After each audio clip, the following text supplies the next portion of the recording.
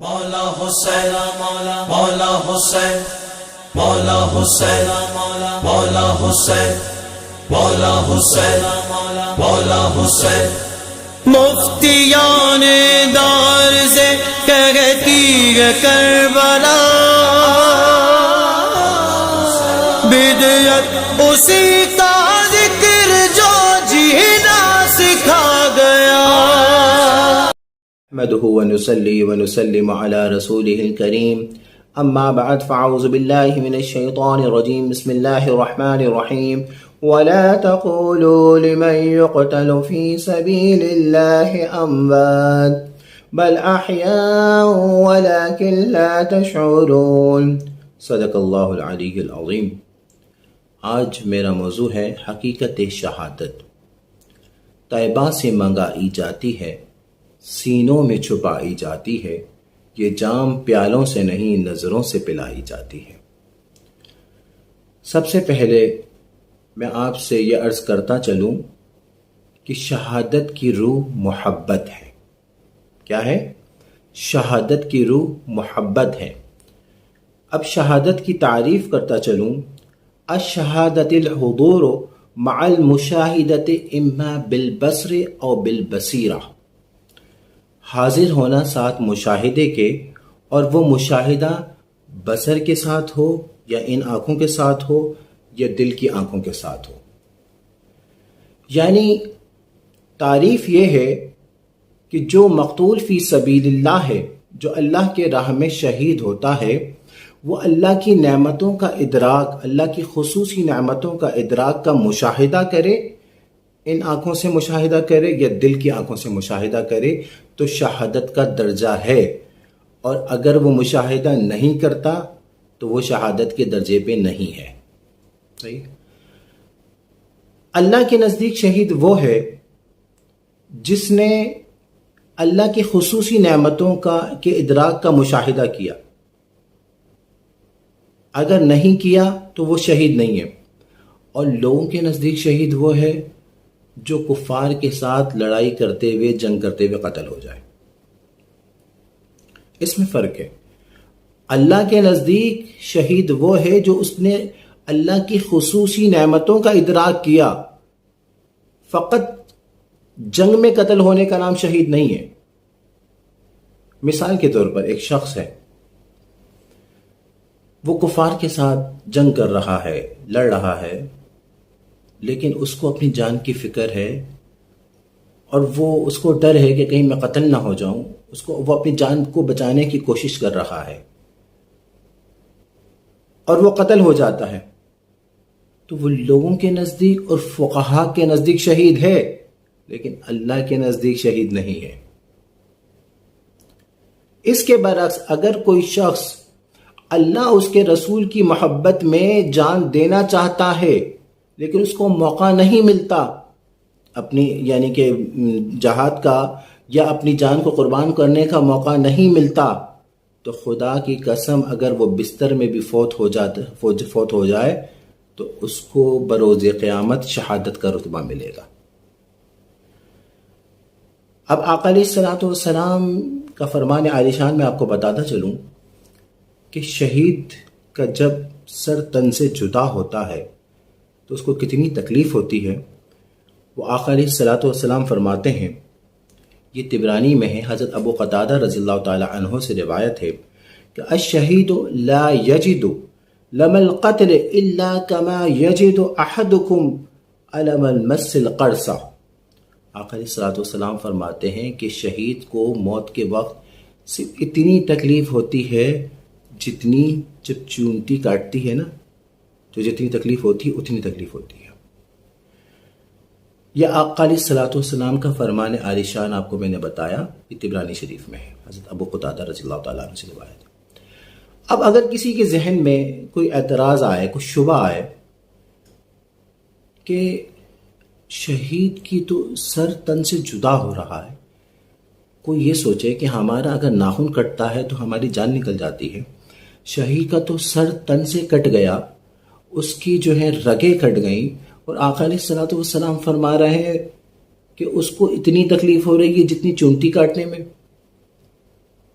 وہ آقا علیہ الصلوۃ والسلام کے فرمان پر کسی کو شبہ آئے تو میں پہلے تو عرض کرتا چلوں کہ قرآن اور آقا علیہ الصلوۃ والسلام کا فرمان یہ دونوں ہمارا ایمان ہے۔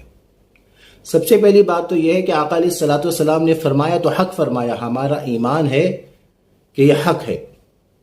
دوسری بات، جیسے میں نے آیت کریمہ آپ کے سامنے سورہ بقرہ کی پڑھی کہ اللہ فرماتا ہے وَلَا تَقُولُوا لِمَن يُقْتَلُ فِي سَبِيلِ اللَّهِ أَمْوَاتٌ، جو اللہ کے راہ میں قتل کیے جائیں انہیں مردہ نہ کہو، بل احیاؤن، بلکہ وہ زندہ ہیں، وَلَٰكِن لَا تَشْعُرُونَ، تمہیں شعور نہیں ہے۔ اللہ خود فرما رہا ہے کہ جو قتل ہو جائیں، یعنی جن کا سر تن سے جدا ہو جائے، ہماری آنکھیں ہماری عقل تو یہ کہتی ہے نا کہ وہ مر گیا، لیکن اللہ فرماتا ہے وہ زندہ ہے۔ وہ جب زندہ ہے تو ہم اللہ کی مانیں گے یا اپنی عقل کی مانیں گے؟ اللہ نے فرما دیا زندہ ہے تو بے شک ہمارا ایمان ہے زندہ ہے، اور اللہ نے آگے فرما دیا وَلَٰكِن لَا تَشْعُرُونَ، تمہیں نہیں سمجھ میں آئے گا۔ اللہ نے فرما دیا کہ وہ زندہ ہے تو ہمارا ایمان ہے کہ وہ زندہ ہے، پہلی بات۔ اور آقا علیہ الصلوۃ والسلام کے بارے میں اللہ نے فرمایا قرآن پاک میں النبی اولا بالمؤمنین من انفسہم، آقا علیہ الصلوۃ والسلام مومن کے جان سے بھی زیادہ قریب ہیں، مومن کے جان سے بھی زیادہ قریب ہیں۔ اب میرے جسم میں کوئی ہاتھ لگائے گا تو مجھے محسوس نہیں ہوگا، تو آقا علیہ الصلوۃ والسلام جان سے زیادہ قریب ہیں۔ تو جب کوئی شہید شہادت کے درجے پر پہنچتا ہے، جب اس کا سر تن سے جدا ہوتا ہے، تو ہمارا ایمان ہے کہ آقا علیہ الصلوۃ والسلام جان سے زیادہ قریب ہیں۔ تو آقا علیہ الصلوۃ والسلام اس کی تکلیف کو جانتے بھی ہیں، اور آقا علیہ الصلوۃ والسلام کا فرمان عالی شان ہے کہ وہ چونٹی سے زیادہ تکلیف، جتنی چونٹی کاٹتی ہے اتنی تکلیف ہوتی ہے۔ تو ہمارا ایمان ہے کہ آقا علیہ الصلوۃ والسلام نے جو فرمایا حق فرمایا، حق فرمایا، حق فرمایا۔ آقا علیہ الصلوۃ والسلام کے فرمان کے سامنے اور اللہ کے فرمان کے سامنے ہم اپنی عقل کے گھوڑے نہیں دوڑائیں گے۔ لیکن میں اب آپ کو قرآن پاک سے ایک دلیل دیتا ہوں۔ یہ جو ہمارے ذہن میں یہ خیال آتا ہے نا کہ سر کٹ جائے یا اگر جسم سے کوئی چیز کٹ جائے تو ہمیں تکلیف ہوتی ہے، اور آقا علیہ الصلوۃ والسلام کو جو فرمان عالی شان ہے کہ شہید کو اتنی تکلیف ہوتی ہے جتنی چونٹی کاٹے۔ تو اگر آپ نے سننا ہے کہ اگر جسم کا حصہ کٹ جائے تکلیف نہیں ہوتی، تو آپ قرآن پاک کی سورہ یوسف اٹھا کر دیکھیے۔ سبحان اللہ، اللہ رب العالمین نے کتنے خوبصورت انداز میں یہ واقعہ بیان فرمایا ہے۔ اور سورہ یوسف کی جب تفسیر پڑھیں گے تو آپ کو پتہ چلے گا کہ ملکہ زلیخا، ان کی سہیلیوں نے کہا کہ آپ ملکہ ہو کر ایک غلام پر عاشق ہو گئی ہیں، آپ کی یہ شان ہے کہ آپ سپر پاور بادشاہ کی بیوی ہیں اور آپ ایک غلام پر عاشق ہو گئی ہیں۔ تو ملکہ زلیخا نے کوئی دلیل پیش نہیں کی، کوئی مباحثہ نہیں کیا، کوئی مناظرہ نہیں کیا، کیونکہ انہوں نے تو دیکھا تھا نا حسن یوسف کو، ان کو تو اپنی محبت پہ ناز تھا نا۔ انہوں نے کہا کہ جو کہنا ہے کہہ لو۔ انہوں نے تمام سہیلیوں کی دعوت کی۔ سورہ یوسف اٹھا کر دیکھیں، اس کی تفسیر اٹھا کے دیکھیں۔ سورہ یوسف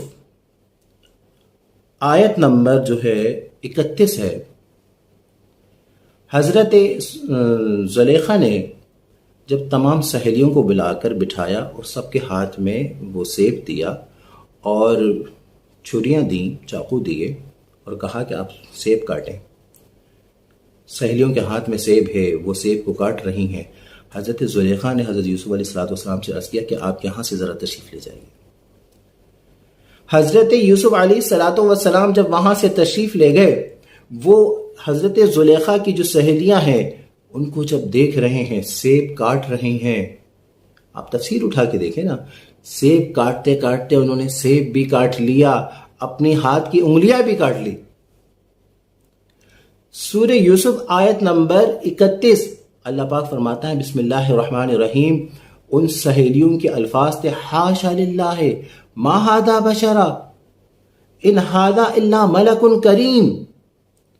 وہ کہنے لگے کہ یہ بشر نہیں ہے، یہ تو نہیں ہے مگر کوئی معزز فرشتہ. ہمارا ناخن ذرا سا کٹ جائے ہم تکلیف میں چلانے لگتے ہیں، واویلا مچانے لگتے ہیں. اب مجھے بتائیے قرآن پاک میں یہ جو آیت کریمہ سورہ یوسف کی آیت نمبر 31 پڑھیں اور اس کی تفسیر میں جائیں، ان سہیلیوں نے کوئی واویلا نہیں مچایا، ہائے ہائے ہائے ہائے، کوئی شور نہیں مچایا کہ ہمیں تکلیف ہو رہی ہے. اپنی انگلیوں کی کٹنے کی تکلیف تک نہیں ہوئی ہے اور وہ اس کا ذکر بھی نہیں کر رہے ہیں. وہ حضرت یوسف علیہ السلام کی محبت میں، ان کے حسن میں اس میں مستغرق ہو گئے ہیں کہ ان کو اپنے ہاتھ کی انگلیاں کٹنے کی تکلیف ہی نہیں ہوئی ہے. ارے یہ تو حسن یوسف ہے. حسن یوسف دم عیسیٰ ید بیضا داری، آنچ خوباں ہما دارن تو تنہا داری. یوسف علیہ السلام کے حسن میں حضرت زلیخا کے سہیلیاں اتنی مستغرق ہو گئی ہیں تو قربان جائیے آقا علیہ السلام کے حسن میں. والضحیٰ واللیل اذا سجا. آقا علیہ السلام کے چہرے انور کی قسم رب پروردگار جو ہے قسم کھا رہا ہے. ان کے چہرے انور کی کیا بات ہے، سبحان اللہ سبحان اللہ. ارے سنا ہے آپ ہر عاشق کے گھر تشریف لاتے ہیں، میرے گھر میں بھی چراغاں ہو جائے یا رسول اللہ. آقا علیہ السلام کا دیدار ہو جائے. اور جنہوں نے آقا علیہ السلام کا دیدار ان آنکھوں سے کیا ہے یا خواب کی آنکھوں سے کیا ہے، ان سے پوچھئے کہ ان کی کیفیت کس طرح چینج ہو گئی ہے، ان کو کتنا سکون، ان کی روح میں کتنا سکون ہو گیا ہے. کیونکہ وقت دوحا ہے نا. جب حسن یوسف کو دیکھ کر ان سہیلیوں کی انگلیاں کٹ گئی، ان کو تکلیف نہیں ہوئی، تو ایک شہید جب شہید ہوتا ہے تو آقا علیہ السلام کی محبت میں شہید ہوتا ہے. آقا علیہ السلام کی محبت میں جب وہ شہید ہوتا ہے تو اس کو کہاں تکلیف ہوتی ہے. تبھی تو آقا علیہ السلام نے فرمایا شہید جب شہید ہوتا ہے تو اس کو چونٹی کے کاٹنے کے برابر تکلیف ہوتی ہے. اور میں نے آپ سے عرض کیا شہادت کی روح محبت ہے. اگر کوئی شہید ہوتا ہے تو حضور سے کی محبت کے، اللہ اس کے رسول سے محبت کے بنا پر شہید ہوتا ہے. وہ اپنا سر کٹاتا ہے تو اللہ اس کے رسول کی محبت میں سر کٹاتا ہے. اب یہ ایک بات میں آپ سے عرض کرتا چلوں، میں نے عرض کیا کہ شہادت کی روح محبت ہے.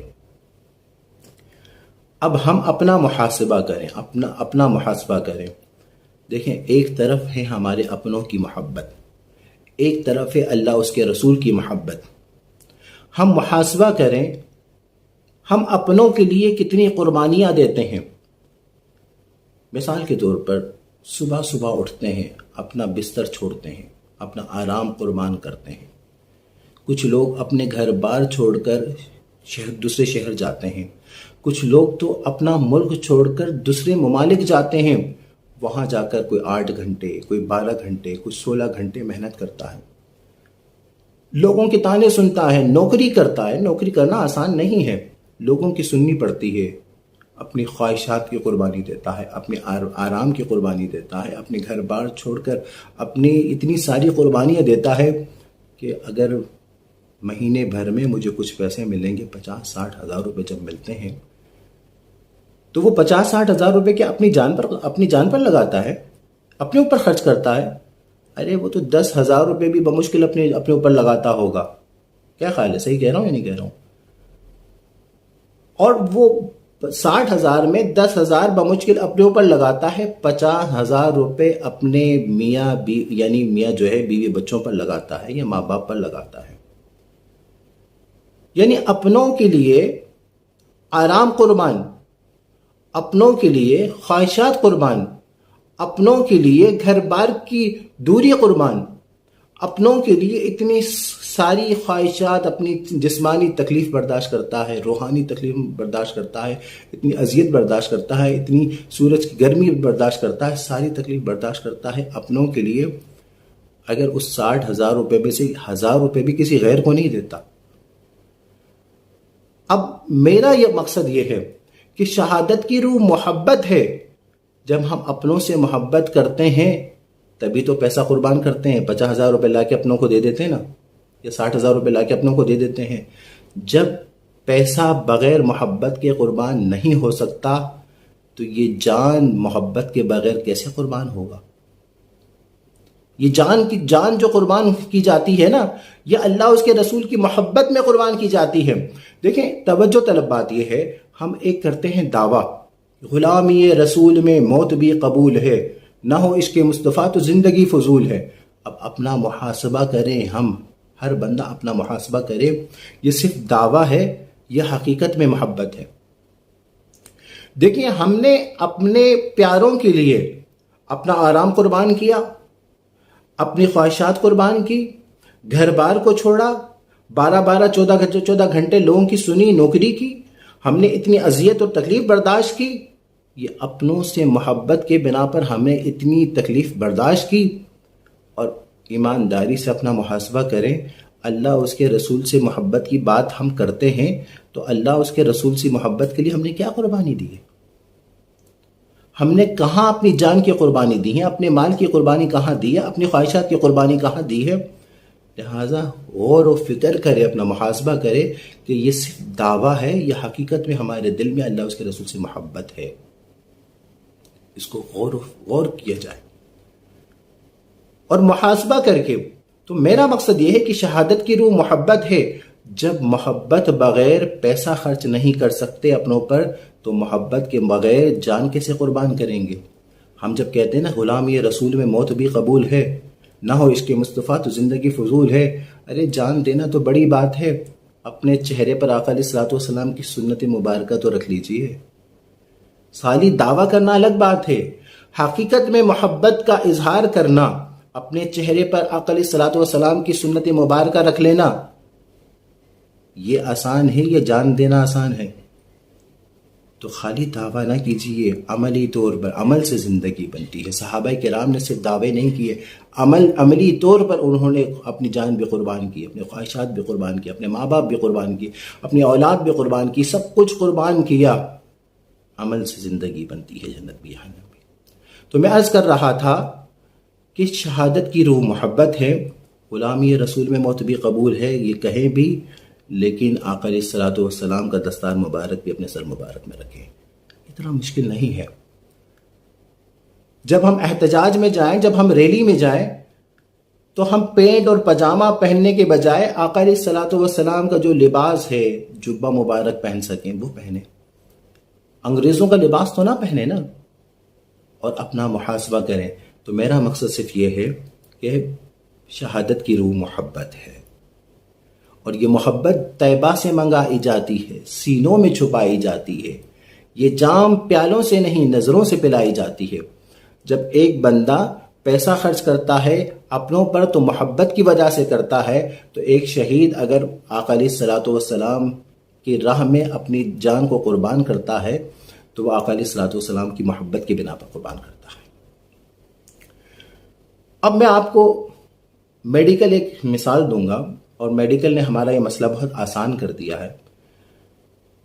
لاجیکل بات کرتا ہوں، دیکھیں اگر کسی کا آپریشن ہوتا ہے نا، سینہ کاٹا جاتا ہے، جسم کاٹا جاتا ہے، تو اس سے پہلے سن کیا جاتا ہے، نشہ ور جو ہے انجیکشن لگا کر اس کو سن کیا جاتا ہے۔ جب وہ سن ہو جاتا ہے، اس کا سینہ کاٹا جاتا ہے، وہ بندہ زندہ ہے، وہ دیکھ رہا ہوتا ہے کہ میرا سینہ کٹ رہا ہے، میرے اندر سے چیزیں نکالی جا رہی ہیں، جو ہے نا وہ اس کے اندر چھریاں اور وہ ساری چبھیاں جا رہی ہوتی ہیں، انجیکشن لگائے جا رہے ہوتے ہیں، اس کو تکلیف نہیں ہوتی۔ اس کا جسم سیا جا رہا ہوتا ہے، اس کو تکلیف نہیں ہوتی، وہ دیکھ رہا ہوتا ہے۔ تو ایک دوا میں اتنا نشہ ہے کہ اس کی وجہ سے تکلیف نہ ہو، تو محبت رسول میں کتنا نشہ ہوگا۔ طیبہ سے منگائی جاتی ہے، سینوں میں چھپائی جاتی ہے، یہ جام پیالوں سے نہیں نظروں سے پلائی جاتی ہے۔ اور حقیقت میں جب اللہ اس کے رسول سے محبت ہو تو کوئی تکلیف نہیں ہوتی۔ بخاری شریف میں ہے، جلد 2 صفحہ نمبر 568 میں ہے، حضرت خبیب رضی اللہ تعالی عنہ، ان کو کفار نے قید کر لیا، اور قید کرنے کے بعد لوہے کا ایک پنجرا تھا، اس کے اندر رکھا، اور ان کو لوہے سے اتنا جکڑا ہوا تھا کہ وہ ہل بھی نہیں سکتے تھے، کھانا پینا بند کر دیا۔ کافی دنوں کے بعد جو ہے ان کے سامنے شراب اور خنزیر رکھا، یہ کھاؤ، انہوں نے نہیں کھایا۔ کئی دن کے بھوکے پیاسے، کچھ کھانے کو نہیں۔ تو کفار نے کہا کہ تمہارے مذہب میں تو یہ کہ جب جان بچانے کا معاملہ ہو تو حرام بھی کھا سکتے ہو، تو کیوں کھاتے نہیں ہو؟ حضرت خبیب رضی اللہ تعالی عنہ نے جو بات کی ہے، سبحان اللہ، یہ تھے عاشق رسول۔ یہ صحابہ کرام کا جو عشق کی بات ہے نا، اس کی بات ہی کچھ اور ہے۔ حضرت خبیب نے رضی اللہ تعالیٰ عنہ نے فرمایا کہ تم لوگ میرے محبوب کے دشمن ہو، اور میں یہ شناب اور خنزیر کھاؤں گا، تم خوش ہوگے، اور میں کسی حالت میں یہ نہیں چاہتا کہ میرے محبوب کے دشمن خوش ہوں۔ کافی دنوں کا فاقہ ہے، کچھ نہیں کھا رہے ہیں۔ کچھ دنوں کے بعد ان کو پھانسی دینے کا حکم دیا۔ ان سے کہا کہ آپ کی آخری خواہش ہے تو بتایا جائے۔ حضرت خبیب رضی اللہ تعالیٰ عنہ نے فرمایا کہ میری ایک خواہش یہ ہے کہ جب مجھے پھانسی دی جائے تو میرا رخ گنبد خضرا کی طرف ہو، مدینے کی طرف ہو، اور دوسری خواہش یہ ہے کہ میں اصل میں مجھے جکڑا ہوا تھا، میں کھڑا صحیح نہیں ہو پاتا تھا، میں 2 رکعت نفل ادا کرنا چاہتا ہوں۔ انہوں نے کہا سارا جھگڑا ہے ہی محمد عربی صلی اللہ علیہ وسلم کی وجہ سے، سارا جھگڑا ہی مدینے والے کی وجہ سے، تو مدینے کی طرف رخ نہیں کریں گے، ہاں البتہ تم 2 رکعت نفل ادا کر لو۔ اور جب وہ نماز کے لیے کھڑے ہوئے، عاشق رسول کی نماز بھی تو عاشق ہے، وہ جب نماز پڑھنے لگے، اللہ اکبر پڑھ کے ہاتھ باندھا تو بڑے سرور سے نماز پڑھ رہے تھے، بڑے پیار سے نماز پڑھ رہے تھے۔ اچانک انہوں نے جلدی جلدی نماز پڑھنی شروع کر دی، اچانک جلدی جلدی نماز ختم کر دی۔ کفار نے کہا ہم تو سمجھے تھے بڑے آرام سے نماز پڑھیں گے، بڑے پیار سے نماز پڑھیں گے، بڑے سکون سے نماز پڑھیں گے، آپ نے تو بڑی جلدی نماز پڑھ لی۔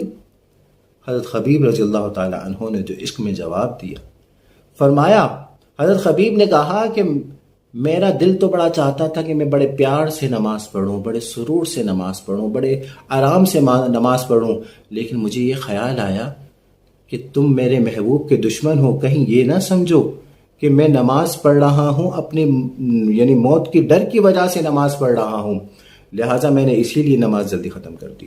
اور اس وقت انہوں نے 7 اشعار پڑھے۔ اور کسی بھی شاعر سے آپ پوچھئے گا کہ جب کوئی شاعر شعر پڑھتا ہے یا شعر لکھتا ہے یا شعر کہتا ہے کتنے سکون میں ہوتا ہے۔ قربان جائیے، حضرت خبیب رضی اللہ تعالیٰ عنہ پھانسی کے تختے پر ہیں لیکن اتنے سکون میں ہیں، آقا علیہ الصلوۃ والسلام کی شان میں، اور وہ اشعار پڑھ رہے ہیں۔ 7 اشعار میں سے 2 اشعار جو ہیں، وہ 2 شعر جو ہے وہ بخاری شریف میں بھی ہے، میں آپ کو پڑھ کے سناتا ہوں۔ فلست ابالی حين اقتل المسلم علي اي جنب كان لله مصرعي وذاك في زالة الا له وان يشاء يبارك في اوسال شلو ممزع۔ حضرت خبیب رضی اللہ تعالیٰ عنہ کے 7 اشعار میں 2 اشعار جو ہیں وہ بخاری شریف میں بھی ہے۔ ترجمہ ہے، مجھے کوئی خوف نہیں جبکہ مسلمان ہو کر قتل کیا جا رہا ہوں، جس پہلو پر لٹا دیں، میرا مقتول ہونا فی سبیل اللہ ہے کافرو، اور کافرو میرا منہ تو بدل سکتے ہو، میرا دل نہیں بدل سکتے، دل مدینے کی طرف ہوگا۔ اگر میرا رب چاہے تو میرے جسم کے ذروں کو غبار بنا کر مدینہ منورہ کی گلیوں میں پہنچا دے گا، اس کے لیے کچھ محال نہیں ہے۔ یہ حضرت خبیب رضی اللہ تعالیٰ عنہ کے اشعار تھے۔